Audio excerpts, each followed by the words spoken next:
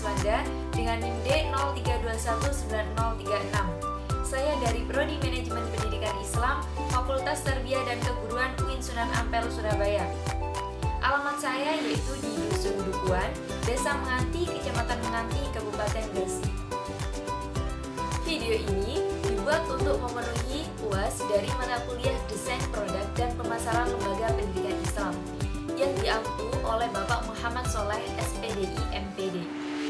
Sebelum kita menuju pada materi yang akan dibahas, saya akan mengemukakan keunggulan menjadi mahasiswa MPI.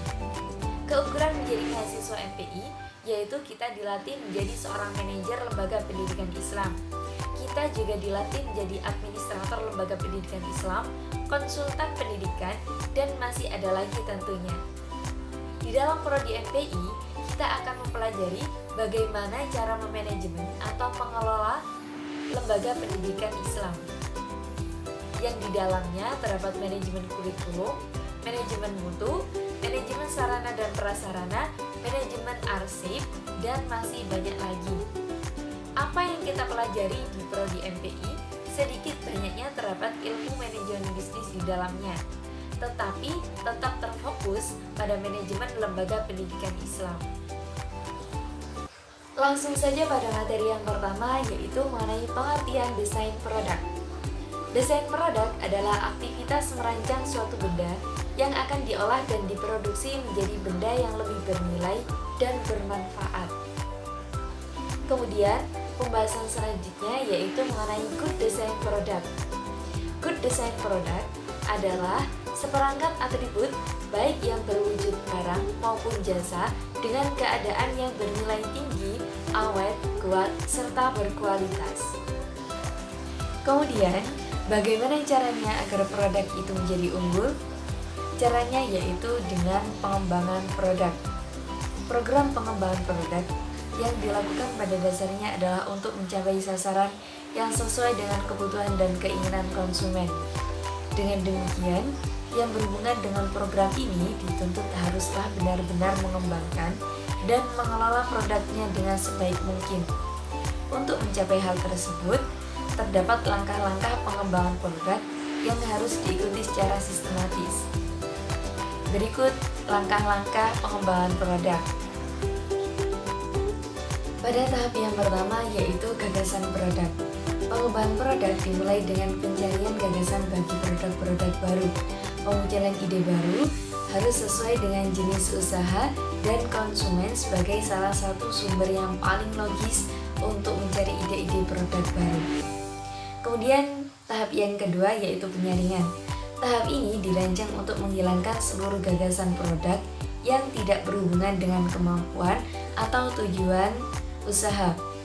Para perwakilan dari pemasaran, teknis, dan produksi harus memberikan input pada tahap ini. Tahap selanjutnya yaitu pengujian konsep. Setelah gagasan disaring, perusahaan menggunakan riset pasar untuk mendapatkan input dari konsumen tentang manfaat dan harga.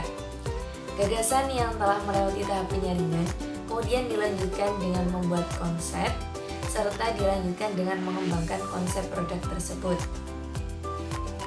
Pada dasarnya, konsumen tidak membeli gagasan dari suatu produk, melainkan konsep dari produk itu sendiri. Dari berbagai konsep produk yang ada, kemudian dilakukan pengujian, yang pada akhirnya dipilih konsep produk yang paling tepat. Tahap yang keempat yaitu analisis bisnis. Setelah mengumpulkan opini konsumen, adapun cara mengevaluasi usulan yaitu dengan cara membuat suatu perkiraan tentang tingkat penjualan, biaya produksi, dan keuntungan yang diharapkan sesuai dengan sasaran perusahaan. Analisis usaha biasanya selalu berubah-ubah dalam melakukan perbaikan, tapi jika didapatkan informasi yang baru, maka perkiraan yang dibuat semakin mendekati kebenaran. Untuk tahap selanjutnya, yaitu pengembangan prototipe. Dari ide yang layak untuk maju ke tahap selanjutnya, dibuatkan prototipe atau model produk untuk dilakukan uji kelayakan bisnis.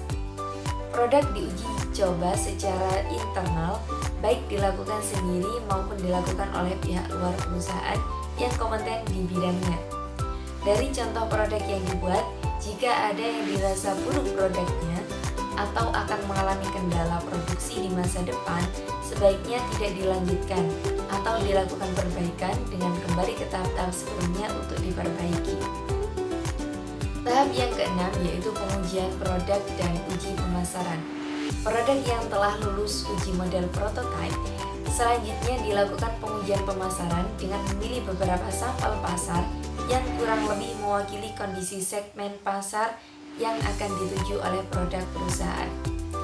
Lihat bagaimana reaksi pasar terhadap produk baru tersebut.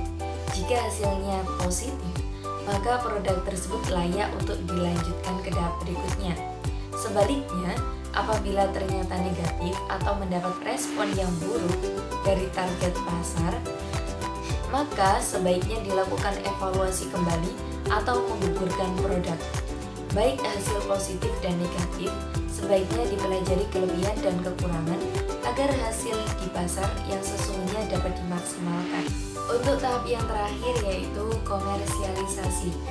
Tahap yang terakhir dari rangkaian pengembangan produk baru adalah menawarkannya kepada seluruh pasar yang dituju.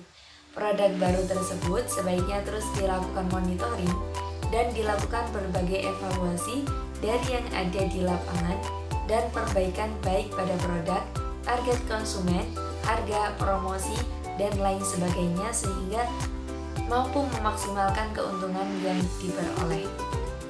Agar pengembangan produk menjadi maksimal, maka diperlukan adanya inovasi di dalamnya. Seorang wirausahawan pemula dianjurkan untuk selalu kreatif dan jeli dengan bisnis yang dijalankannya, yang artinya harus selalu melakukan verifikasi produk atau pengembangan produk agar memiliki varian lebih banyak dengan cara melakukan inovasi terhadap produk-produk dan pelayanan. Kemudian bisa melakukan kreasi untuk produk-produk baru yang belum pernah ada sebelumnya, sehingga konsumen tidak jenuh.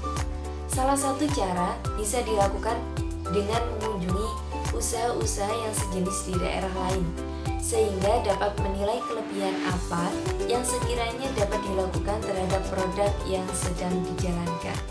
Selain itu, dapat melakukan survei tempat melalui kartu opini atau berinteraksi dengan konsumen secara langsung, sehingga dapat mengetahui sejauh mana produk atau jasa yang kita miliki guna memuaskan konsumen. Misalnya apa yang diinginkan konsumen dan apa saja kekurangan produk dan pelayanan yang perlu dibenahi dan ditingkatkan. Sekian pemaparan materi mengenai desain produk.